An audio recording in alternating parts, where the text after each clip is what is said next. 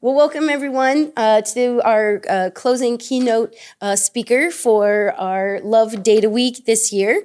We have with us Melody Baddoo. She is a native Louisianan who earned a Bachelor of Science in Biochemistry from Xavier University of Louisiana, and then a Master of Science in Biochemistry and Molecular Biology from LSU Health Sciences Center in Shreveport. She began her career at Tulane in 2000 in microbiology at the Tulane National Primate Research Center.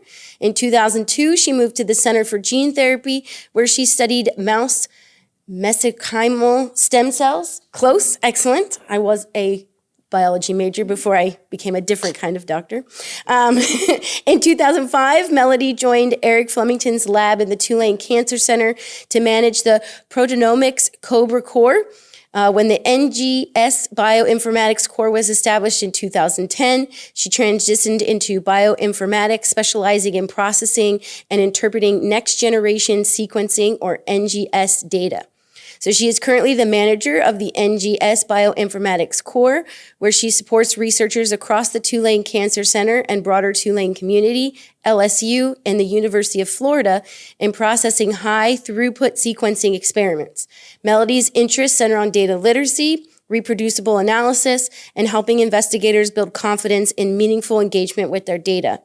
Her talk today is titled From Black Boxes to Biological Insight, Teaching Researchers to Truly Engage with Their Data, and explores how researchers learn to engage with data, drawing on real-world experiences from a bioinformatics core to examine confidence, pedagogy, and the design choices that shape data understanding. So please join me in welcoming Melody.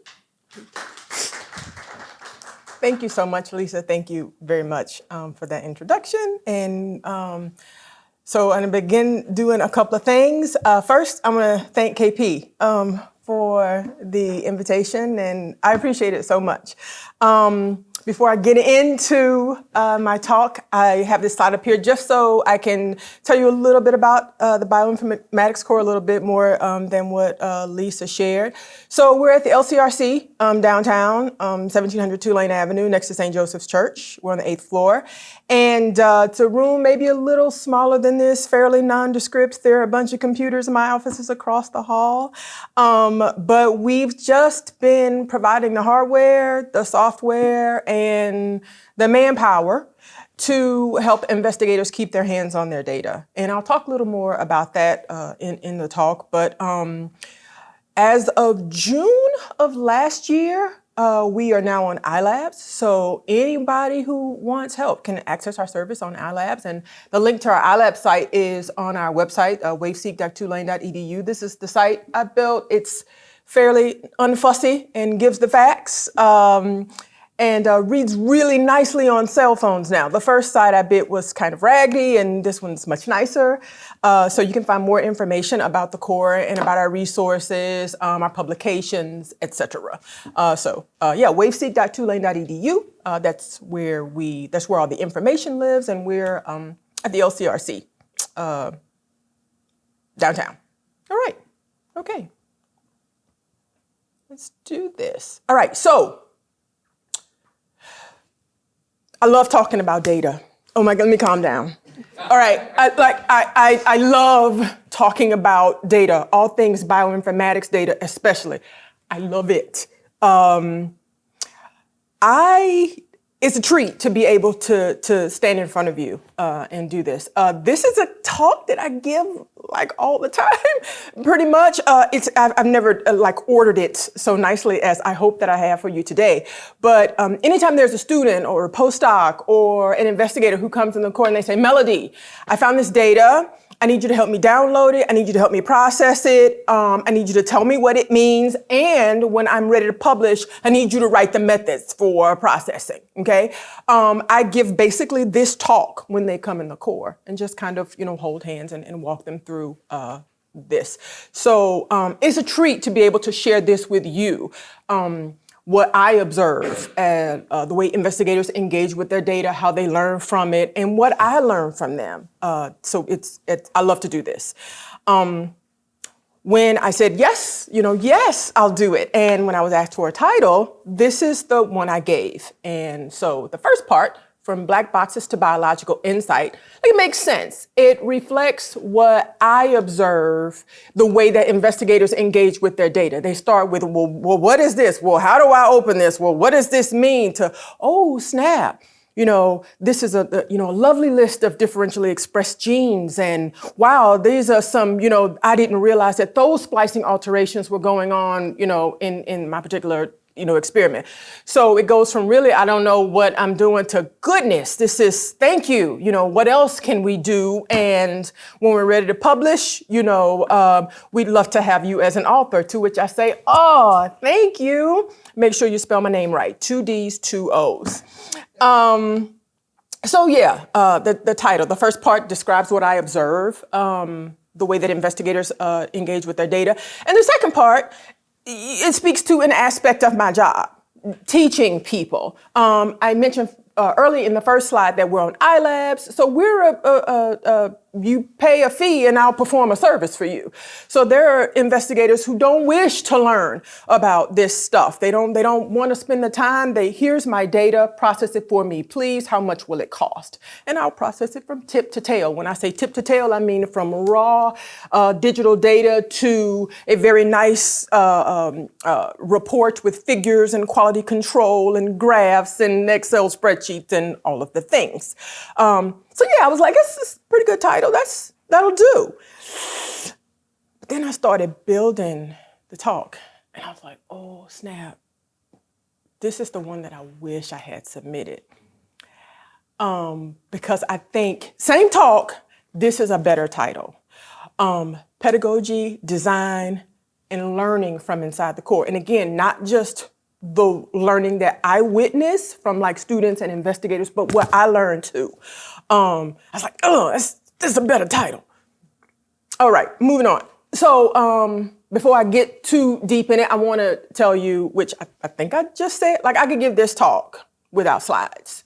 I could give this talk just standing up here doing this. I don't even need a whiteboard. It would be helpful for some of the figures and stuff like that. But my husband says that I probably should be a cartoon because I'm so animated. But yeah, I could probably give this talk without any slides, and I could talk for 2 hours straight too, like barely taking a breath. But I'm not going to do that because I'm going to respect your time. And so I have these slides to keep me on track, all right, to respect the time I've been given. To keep me focused. Like I have something I want to share with you. I want to tell you something about the core. I want you to learn something about the core and about bioinformatics and NGS and engaging with data. And so since I have something I want you to learn about that, these slides provide structure. And structure helps learning, right? Okay. So there you are. And I'll say also too, like me sharing with you that I had one title and I changed another. To another, I realized that there was a better one. Me sharing that I could give this talk without any slides. Like that's all very relevant to what you'll hear later on. And so I hope I convince you of that. Speaking of learning, I didn't learn the word pedagogy till a year ago. Never even heard the word before, never seen it before. So I love talking about data. The only thing I love talking about more than data is my husband and children. So I am mom to a couple of teenagers who are at Willow right up the street. And my eldest is a cellist and he is graduating high school this year. So excited. So this time last year, we started doing the things, right? We started touring colleges. And so he's a cellist. He's interested in pursuing music in college, to which his dad said, what? And I was like, hey, that's his gift. We're here to foster it. All right, but I digress. So we're getting ready for these college tours. And so because mom is, checking lists and, doing the things, I was reading the bios of like the music faculty, all right? And I would see in their bios, my research interests include performance and music theory and pedagogy. And then, I flip and I said, what is that? Okay, whatever. You read a word, you see it, you keep it moving. And then I would, look further down, and I was looking specifically like at the strings instructors, and I would see, so-and-so, adjunct professor of cello pedagogy beneath. And I was like, what? Is that some music specific word? Like what? I'd never seen it before. And so I was like, well, what does it mean? So I did what I tell my children to do, and they were like, Mom, I'm like, you have a computer in your hand. Look it up. So I did that. I looked it up, and Google says that pedagogy is the method and practice of teaching, especially as an academic subject or theoretical concept. I said, oh, okay. So very simply, pedagogy is the strategy and methods used to help students learn, all right? It's adaptive, that's important too. It considers the learner's needs and their background, all right? I said, well, shoot. Pedagogy is not some music-specific word. Pedagogy is just how people learn. And the strategies used, right, like I said, to teach them. It's not what they learn, it's how. So, wow. So when I was extending the invitation to do this talk, I see that word again, and I realized that I've been applying a pedagogical framework. See, it's a new word to me, okay? I've been applying a pedagogical framework in the way that I train and teach and share with investigators in the core. Like I've been doing that all along. Didn't even know it, that was the thing. I've been doing that in the way that I train them to use different tools to handle data, to process data, to manage data, to move data, to organize it. I've been doing all of those things. And I didn't initially think of it that way. So Lisa shared with you that my undergraduate and graduate degrees are in biochemistry and molecular biology. And so I was a lab rat. That's like my little handle on, little thing is lab rat. And in 2010, when my supervisor, who studies EBV, this guy's always been like cutting edge. I'm so blessed and so fortunate just to be surrounded by really smart people who say, you can do that and you can handle it and here's a task and I'm sure you can do it and figure it out and I'm here to help you. Anyway, so in 2010, my boss had employed RNA-seq to investigate gene expression in latent and lytic EBV cultures. And he says, Melody, we're going to start a high-throughput sequence analysis core. Do you want to be involved in that? I was like, okay. And that's how it started. So prior to 2010, my background was I don't have a degree in computer science or computational biology. So this is all what I've learned and am continuing to learn and build upon since 2010. So pretty much self-taught. So like I didn't think of what I am doing, what I'm doing in the core as, pedagogy. I thought of it like I learned how to do something. I'm going to teach you, I'm going to share with you how I learned to do that thing. That's it. That's what I thought it was. But now that I've learned the word pedagogy, I'm thinking that I should probably add that word to my LinkedIn bio, pedagogy. So I'm thinking about it. All right, so before I dive into, pedagogy and design and learning from, to engage with data in the core, I'm gonna tell you let me take a couple of slides. I'm gonna tell you about NGS for folks who don't know. So NGS stands for Next Generation Sequencing. It's also referred to as high-throughput sequencing. And it's just an umbrella term for different sequencing technologies. RNA-seq, ATAC-seq, ChIP-seq, Hi-C-seq, RIP-seq, CLIP-seq, CAIDS-seq. There's a bunch of seqs. It's faster and cheaper than Sanger sequencing, and it has allowed for greater advancements like in molecular biology and genomics and oncology. I work in the cancer center. So the NGS workflow can be broken down into 4 steps. 3 of which I'm going to share with you right quick. So that first step is extraction, all right? So when nucleic acids are extracted from either cell culture or tumors, they can be fresh, it can be samples that are formalin fixed, paraffin embedded. You can isolate the nucleic acids from those tissues. And there's a multi-million-dollar industry for extracting nucleic acids from all kinds of samples for high-throughput sequencing. The second step is library preparation. Now, I'm not going to hang out long here. Basically, is when that genetic material when those nucleic acids are prepared for sequencing. They're fragmented, adapters are added, and they're ready to go on for the next step, step 3, which is, this is just a little graphic just to show a sequencer onto the platform. Samples are actually loaded. The device is called a flow cell that goes into that sequencer. And it looks like it's about the size of a microscope slide, and it's got like 8 lanes in it. And the libraries are actually loaded onto that lane, onto the different lanes in that on the flow cell, and then that's onto the sequencer. And basically, they're amplified and sequenced to determine the order of nucleotides. Okay? Okay, all right. So it's at that last step, analysis, where the bioinformatics part comes in, all right? The output here from sequencing is what's called a FASTQ file. That's your raw digital data, okay? So prior to, and like people still use it now, so I don't wanna talk bad about microarrays, but prior to bioinformatics, the technology for looking at gene expression was microarrays. And that can be considered analog, where high-throughput sequencing is, you can consider that digital. Well, it is, you get digital data, all right? So this last step is bioinformatics, where you get these FASTQ files. A FASTQ file is just a text file. I'll talk a little bit more about it later on. It's just a text file. For every sequenced reads, there's 4 lines of text for every read.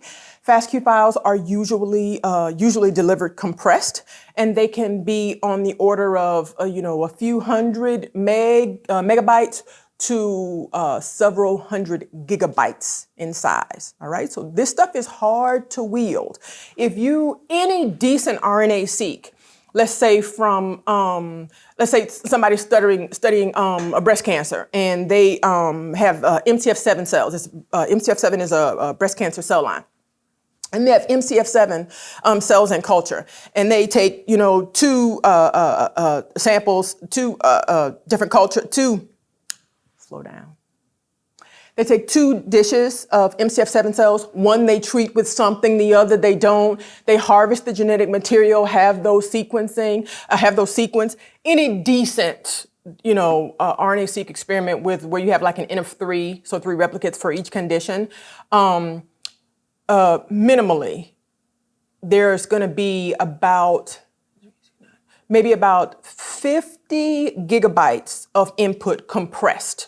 Okay, so uncompressed, it could be 1.5 to 2 times more than that. All right, so I want to impress upon you the size of this stuff, and you're not going to be opening this up in Excel or TextEdit trying to work with it on your laptop with your 8 gigabytes of RAM. It's not going to happen.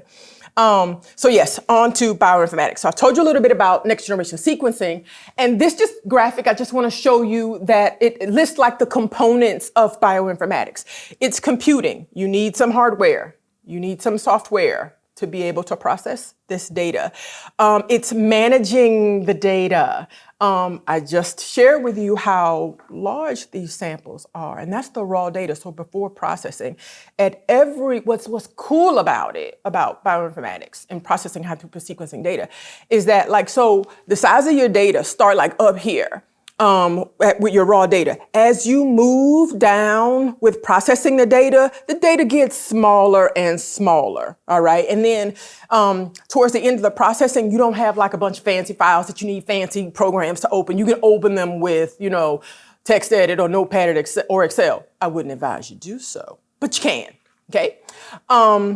So managing the data is important. I spent a lot of time collaborating and communicating with investigators to try to figure out their needs, reading papers, going through databases to see what publicly available data that we can download and process for whatever questions they're trying to ask. Down here at the bottom, it says problem solving. It probably should say under that too, firemen, because I spent a lot of time putting out fires when things happen, and then developing tools to process high throughput sequence data.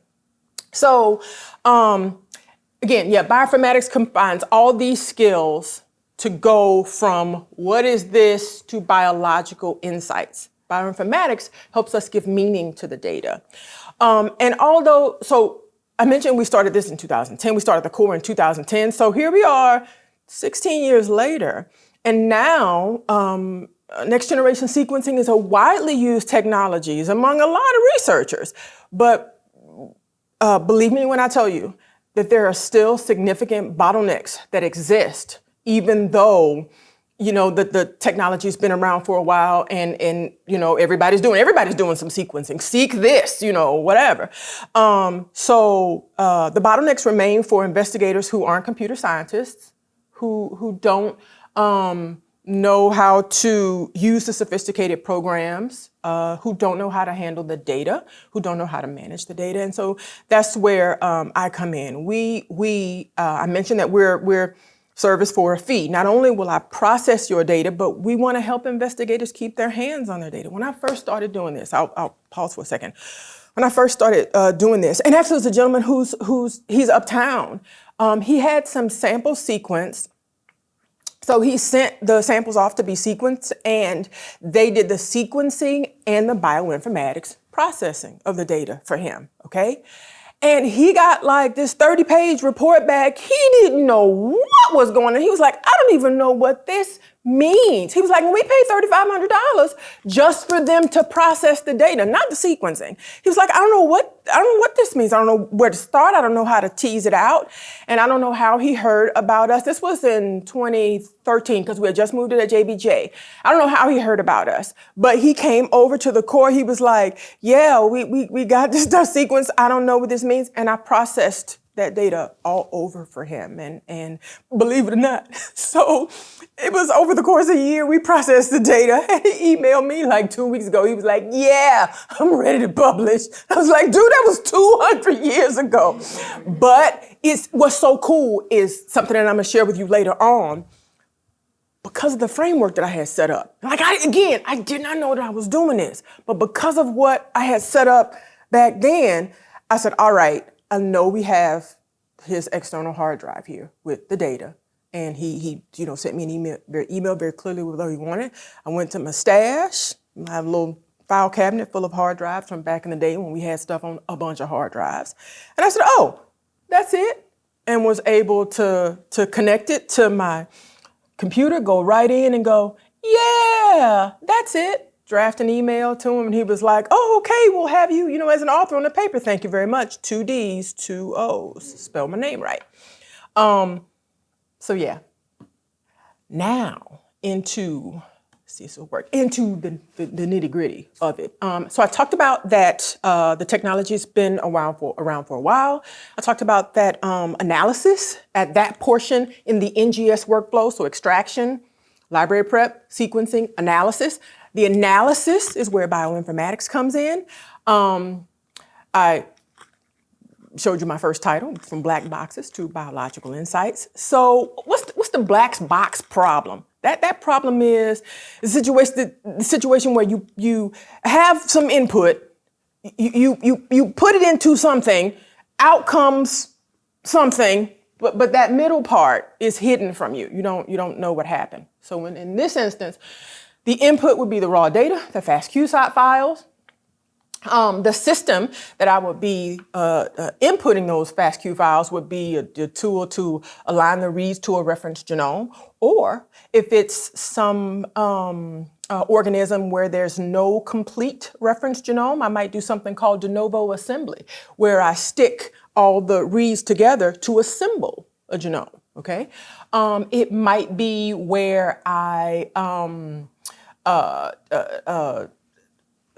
run the reads through an aligner to look at long-range chromatin interactions, and you get bed files and bed graph files. So what am I trying to say? That the black box problem, the complexity of all the stuff that lives in the box that's hidden from investigators, and they're not bad, right? We use apps on our phones, all right? The work that I do in the core, we don't use a lot of graphical user interfaces, okay? So apps. We work in terminal, so we enter that stuff. We can use code, Python and R and Java and Perl, Unix commands, to actually run the code that's going on behind that application. All right, so black boxes aren't bad, but what they do is they don't facilitate learning. Okay, unless you design against it. Okay. All right. So what's inside the black box? Is it magic? When I first started training, like students and investigators and stuff like that, I know what the aligners do, and I know what the programs do for differential expression testing and peak calling and format conversions. But I was doing a lot, and had to move very quickly from one thing to the next. And so I would sit down with someone and I said, okay, what do you have? Do you have ChIP-seq? Do you have ATAC-seq? Do you have RNA-seq? Do you have small RNA-seq? And they said, okay, we have this. And this is when I was training, not when I was in instances where I was processing the data for them. And I said, all right, you're gonna take your FASTQ files, we're gonna put it in here. Magic, you get an align file, right? So I was like, it's magic, but it's not. I talked about aligners. Oh, sorry, I'm trying to stay on track, Melody. And how it seemed like a black box to researchers. All they are is tons of different aligners. All they do is they take your raw FASTQ reads and they map them to a reference genome. That's all they do. The different aligners, there are specific aligners depending on your input. And so you need to know. So if someone comes to me and they said, oh, okay, I need to align these reads that were sequenced on PacBio's instrument. All right, well, PacBio generates long reads. And when I say long reads, I mean anywhere from about 500 to 10 KB in size. Okay, typically, the Illumina is the company that's cornered the market on short reads.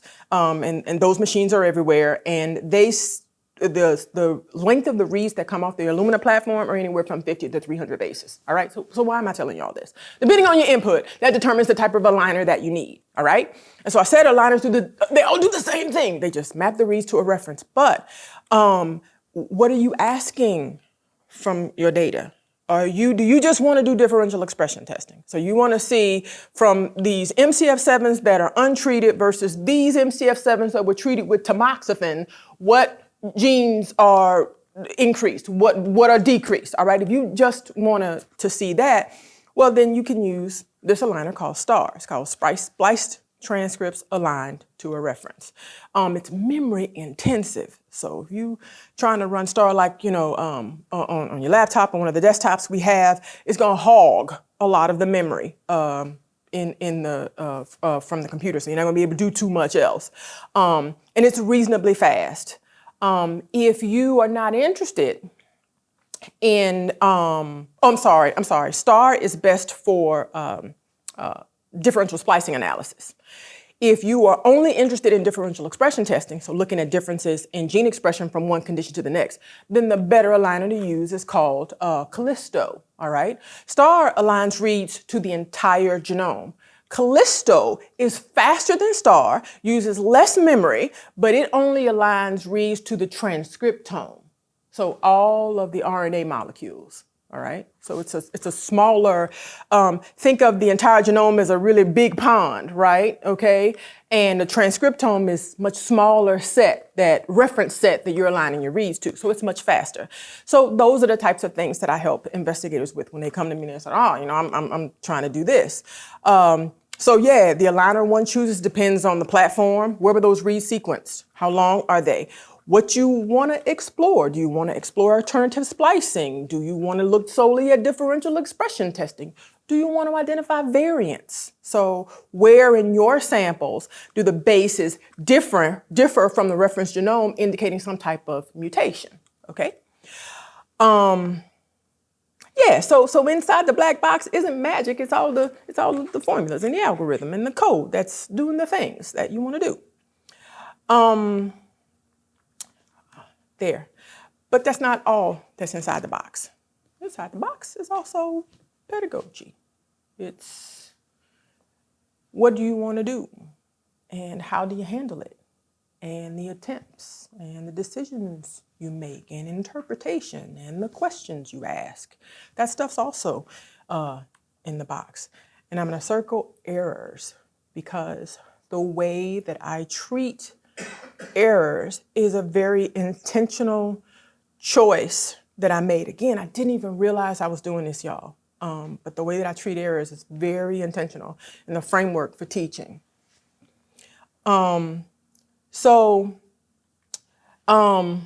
Let's see, what did I say? So pedagogy. I said that pedagogy was adaptive, that it depends on the learner's needs and their background, right? So one of the first things I do is, for someone who wants to be trained to process their own data, to keep their hands on it, is I ask them a series of questions. Okay, have you ever worked, with are you a Mac user or a Windows user? Because we're solely, Macs and Linux in the core. So I'm a bit of a PC dummy. I can, stumble across, but under the hood of a Mac is Unix. And so it's already built in, and the computers have a lot of processing power, much more processing power than Windows. So that's why we use those. Okay, all right, moving along. I talked about my pedagogical framework design in the core. So I touched briefly on just now on how I address errors, but I want to back up.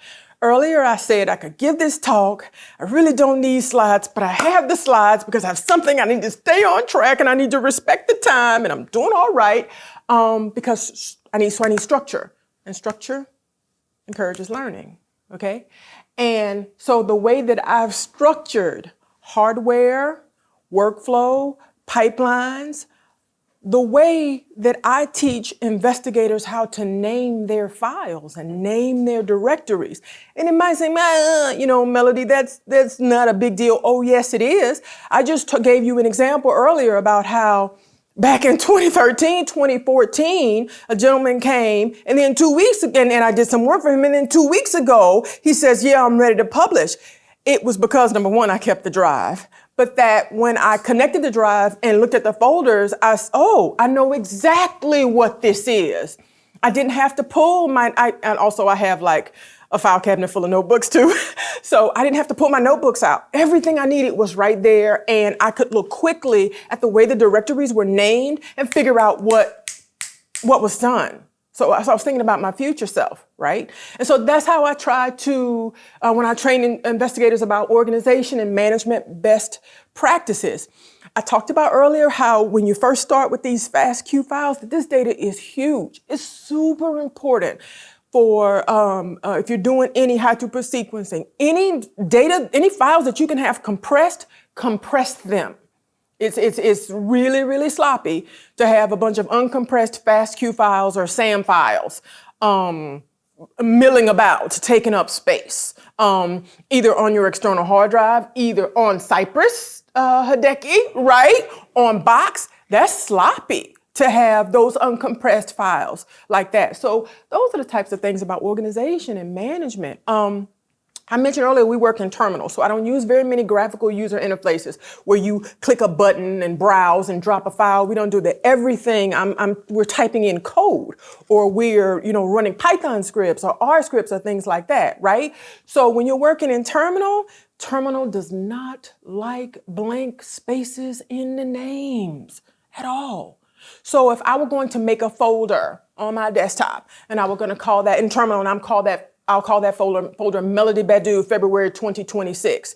I would not type Melody space Baddoo space February space 2026. I wouldn't do that in terminal, because terminal would see that as, you want to make 4 different folders. One called Melody, one called Baddoo. You see where I'm going?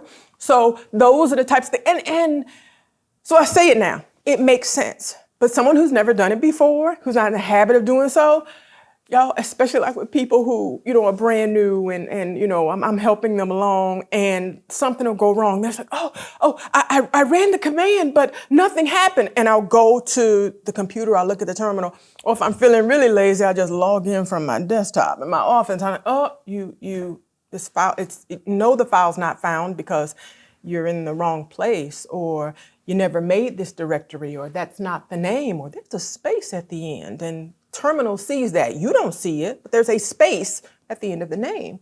So it's those types of things that, again, didn't realize what I was doing, that this was pedagogy, but this was how I learned. I told you that my background prior to 2010 was not computational science. I made a lot of mistakes. Spent a lot of time just, oh my gosh, I'm such a dummy and, an imposter, and nobody's gonna believe I know what I'm doing. So that's why I teach the way I do. It's important to think about your future self as far as naming your files.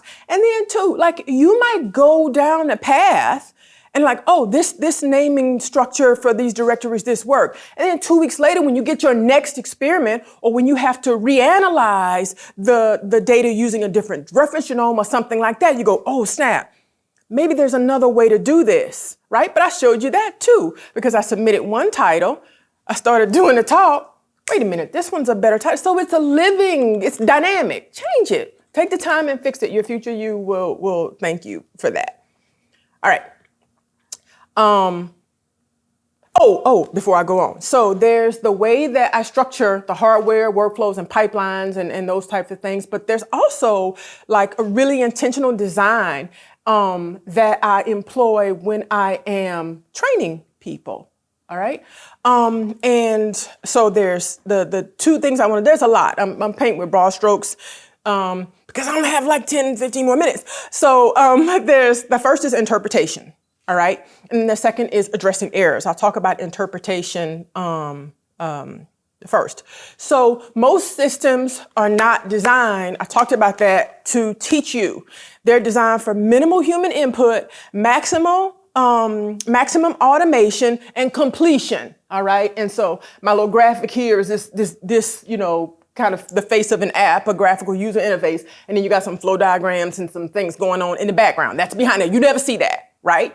And then here, what I'm trying to show is that the goal, next step, check your list. The next step, it's not designed to teach you anything, all right? And I'm gonna give you an example of a tool that I use all the time. I can take my glasses off because I can see this. All right, so for quality control, I use a tool called FastQC, all right? And it's usually the first stop when I get raw reads. Doesn't tell me if an experiment is good or bad, just tells if it looks funny and if we need to do any pre-processing before I do the alignment or before I do the de novo assembly or something like that. So and it's a neat program. It runs fast, and what's cool about it is that you can run it as a GUI, as a graphical user interface, as an app, or I have some code that I wrote for processing RNA-seq. So you can also run it, in terminal. So you can, the business ends of it, and you don't have to, have an app, and it generates the same output files. So it's cool. It's a workhorse. I use it all the time. And what you'll see is that your output for FastQC, it generates an interactive HTML file.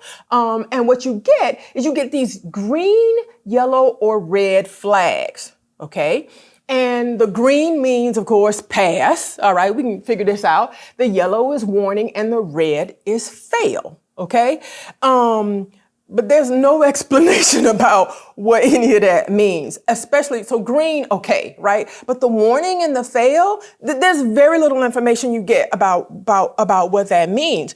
And so this is an example of an RNA-seq, one of the FASTQ files from an RNA-seq.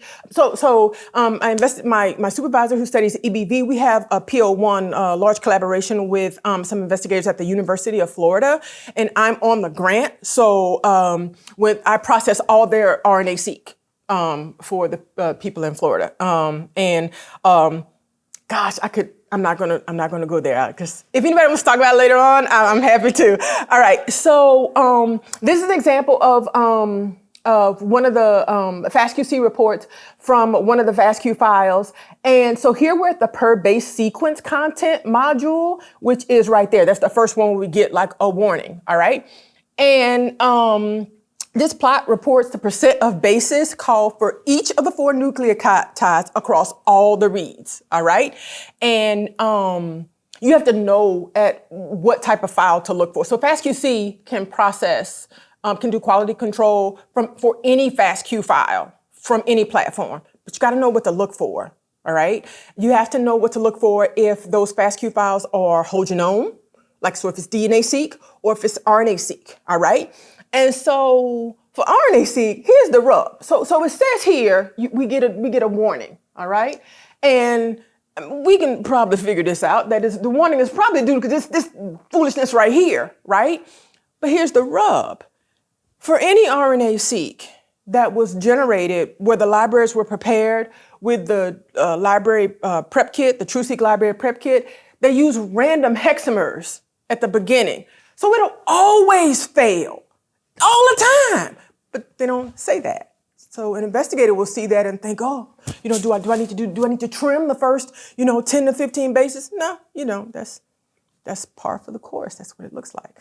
So here's a very wonderful app, but it's not designed to teach you anything. It's more designed just to freak people out, all right?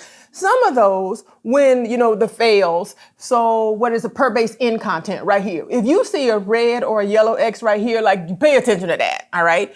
So at that module means, so when samples are being amplified and sequenced on a platform, if the platform can't discern that it's an A, C, T, or G, then it'll just put an N there, all right? Ends are, what can I do with that? Nothing. This is garbage. And a lot of the earlier sequencing, like when we first started doing this, a lot of the stuff that was on like databases on ENCODE and stuff like that, it was filled with garbage sequencing, just a bunch of N's. And you have to you got to filter all that. You can't map that to anything. And it takes up space and it's useless. But again, we're in the year of our Lord 2026 and everybody's using high-throughput sequencing and the technology's gotten better. And it's very rare now to see sequence with a bunch of N's in it.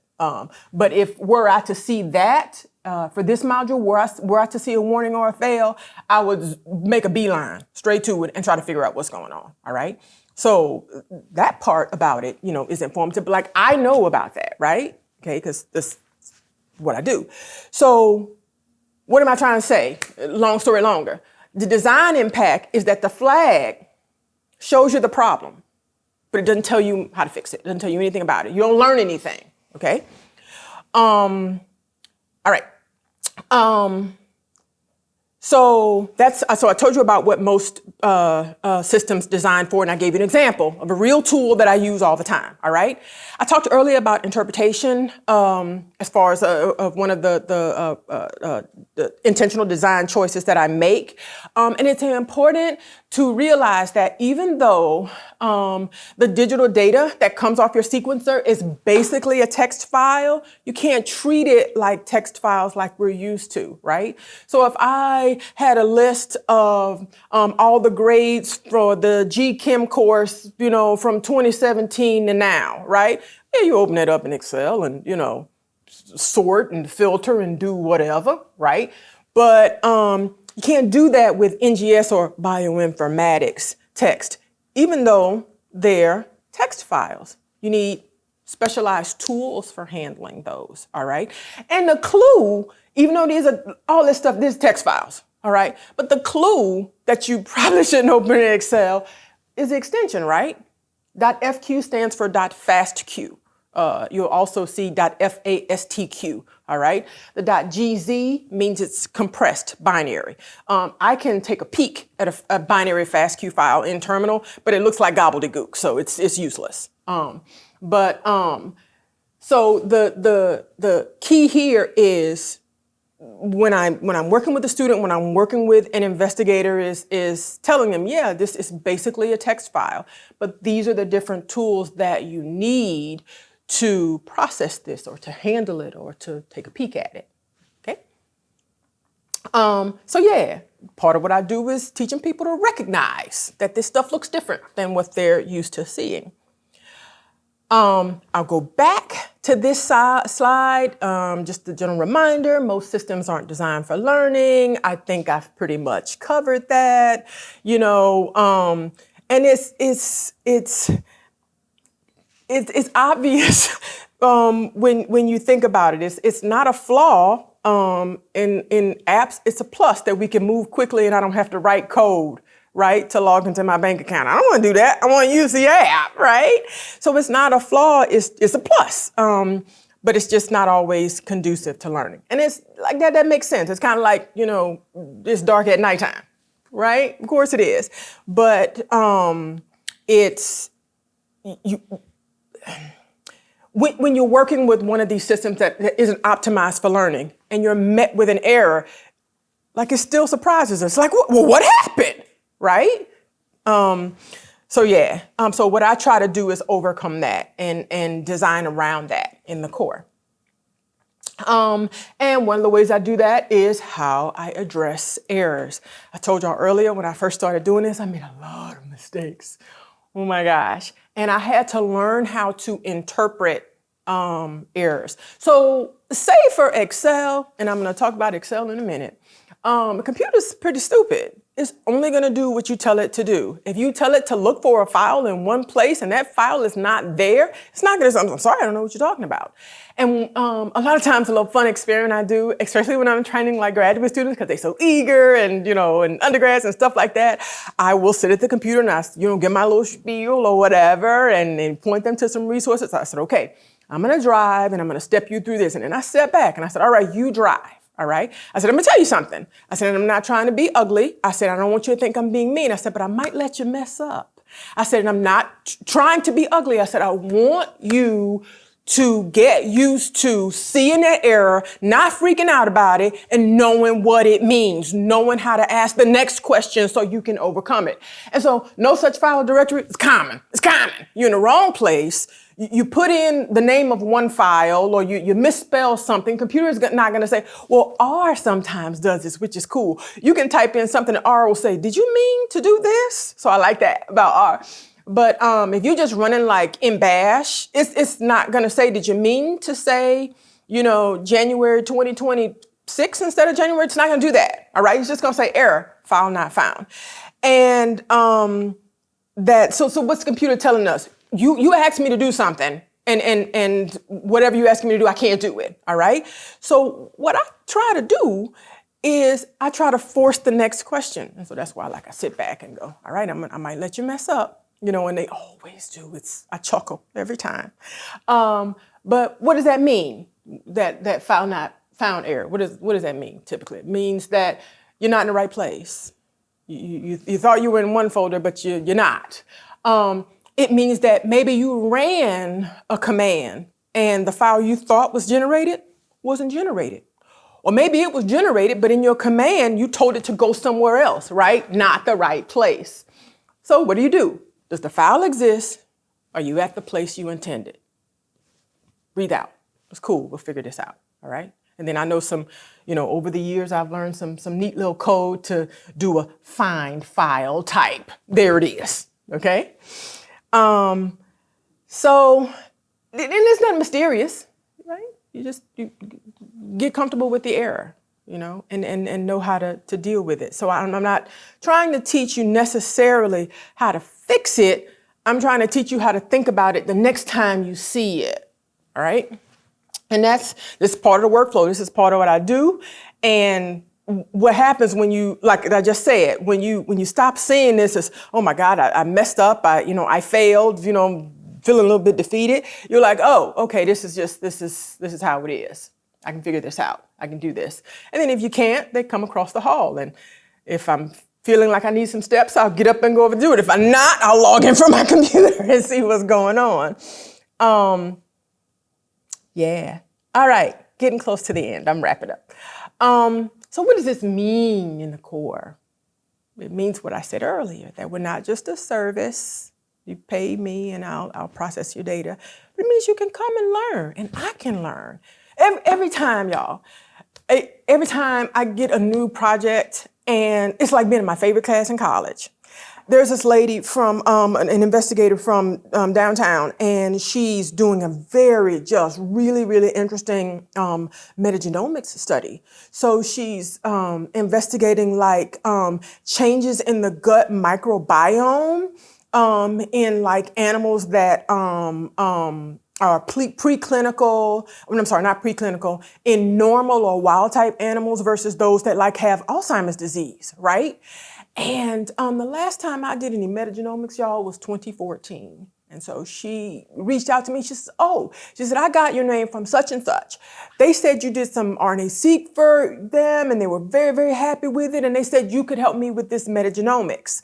And I said, yeah, I can do that. I hadn't done any metagenomics since 2014. But I knew tools existed, and I was like, okay, it's just and then I have, 4 2023 Mac Pro computers. I have access to Cypress. I have access to HyperGator, Florida's HPC. I have, 2 Linux computers in my lab, one of which has 2 NVIDIA A6000 GPUs. I can do this. And I had so much fun processing that data for her. And when I gave the first round back to her, she was like, oh my gosh, this is fabulous. Do you want to collaborate? I can put you on a paper. What did I say to her? Spell my name right. 2 D's, 2 O's. So we're a learning environment. And my pedagogical framework, the way I've designed things, all right, that's quiet pedagogy. That's you learning in the way that I'm teaching you how to handle your data, in the clues that I'm giving you, in me teaching you that, when you start down one road as far as organization of your directories, it's okay if you, 2 weeks later or a month later or the next experiment, you go, I need to rename this. And I always encourage you, take that hour or 2 and rename these files, rename these directories and move this stuff around. Or if you don't want to do all that, make some directories. If you want to rename files, right? Make new directories, move the things you want to where you want them to be, and then write a little README in each directory for your future self. README about this folder. What's in this folder? This is data I processed from such and such. This is publicly available stuff that I downloaded. This is where it's located. That business. So, yeah, and support and ownership. What did Eric say when we started the core was we wanted to help investigators keep their hands on their data. And the gentleman I mentioned who's here is a prime example. He farmed the sequencing and the processing out, got the process data back, got his 30-page report, and $3,500 later had to come and have me do it over for him because he didn't know what any of it meant. Yeah, I'm gonna close. I'm going to thank my boss, my supervisor, Eric Flemington. He is boss extraordinaire. And just really, he taught me how to write. Oh my goodness, I thought I knew how to write. He's taught me how to write. And he's a little bit persnickety as he's gotten older. I've been with him since 2005. But really just kind of reinforced in me the importance of the details and thinking about my future self. He attracts really, really wonderful and smart students. So I've had the opportunity to work around some really, really smart graduate students and watch them go on to do great things. Prescott Deininger used to be a director of the Cancer Center. And anytime the people who give money came around for tours, he was always, and this is the core, and this is Melody, and she's doing great things. So he was a really big cheerleader for me, and still is, and I appreciate that very much. I thank Carl Barabalt from the Cypress HPC team, and Hideki, thank you too. These guys have been really, really helpful. When we first started with our first computer and getting our first, program installed, Carl came and spent, I think, all day with us just trying to get it installed, and something now I could probably do in about 5 or 10 minutes. The Tulane Cancer Center and the Louisiana Cancer Research Center members, I work with a lot of great people, a lot of smart people. Makes my job easy. And what they probably don't know is a lot of them I consider really, really great mentors. And I'm grateful for that. I wouldn't be over here today if I never met Stephen Oglesby and KP May. So I appreciate you. Thank you very much. And thank you, Lisa. And thank y'all for y'all time. That's it. Any questions? So in CAIDS, our focus is really teaching students data literacy, and many times the students that we attract are not usually from STEM fields because there's sort of this perception that STEM researchers as the scientists don't really have any kinds of anxieties or issues or fear of working with data, but it sounds like you run into some of those STEM folks that do. So can you maybe give some examples of some of the data fears or anxieties that you see when the researchers come in asking for your help? What are the things that they struggle with, or the parts of working with their data that they tend to be the most scared of? I'll give you an example of retrieving the data, and then when it's time to deposit it.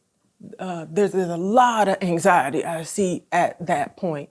Whether it's publicly available data, or let's say they had their samples sequenced, they might have had them sequenced at the CAIDS lab in the JBJ. And so what the CAIDS lab do is they will upload everything to BaseSpace. So BaseSpace is like Illumina's app for processing and managing data. And so they might upload everything to that BaseSpace and then send an email to the user and said, okay, here are your credentials. You have 30 days to get your data. Well, where am I supposed to put it? And how do I move it? And usually they, when that email comes to them, they typically don't have any idea about the size of it. So they don't know. You don't want to put this on your laptop, right? They don't realize how long it's going to take sometimes to get it. They're unaware of some of the tools that they can use to move this data quickly. I mentioned earlier that I'm part of a PO1 with the University of Florida. So with Florida, when we first started moving things back and forth with them, they had a Globus account, all right? And because I have credentials at University of Florida, I was able to get access to Globus to move data from our external hard drive or our storage straight to their HPC. Fast. And Globus is set up, like Tulane has Globus now, which is great. And I'm trying to introduce that to some users because it's a great tool. But so for example, if I was trying to move some data from my desktop to Box, all right? And if this data is pretty substantial in size and I'm trying to just click and drag it over the Box, it's not the best way to do it. Something happens and it stalls on Box, all it's gonna tell you is failed. That's it. So you get what? Well, why? What happened, right? But if you use Globus, you can start the transfer, and if it fails, it'll pick it back up again at the place where it left off. And then you get detailed information about, okay, this transfer is complete, going to the next. So to answer your question, I see a lot of anxiety when it's time to retrieve that data. If it's data that they generated, meaning they had sequence, or whether it's publicly available data. Some of the databases to retrieve the data, you need some software to do that. It's not just click it and it'll download to your computer. Even from a popular place people get publicly available data now is a European Nucleotide Archive, all right? You can go into the ENA, put in the sample name, so the accession number, and it'll populate. It's like, oh, these are all the samples associated. Even if you say, well, I only want these 5, you click on those 5 and say download. What it'll give you is a script that you would then have to take to terminal to download it. And so a lot of people are kind of scary about, anxious about that. When it's time to submit data, so we've got over that hump. When it's time to submit data, when you're ready to publish, you have to submit your data to a database. And that's no small notion. And I've done many Zoom calls with, can you control our computer? So I'm trying to help them well. The issue is GEO, so the Gene Expression Omnibus is where a lot of data are submitted. There are very specific rules about how they want the data formatted for submission, and the curators on the other end expect a thing. And if you don't do the thing, they will tell you quickly, that's not gonna work, So I see a lot of anxiety there when it's and a lot of stuff in between, but the most when it's time to retrieve data and when it's time to submit it.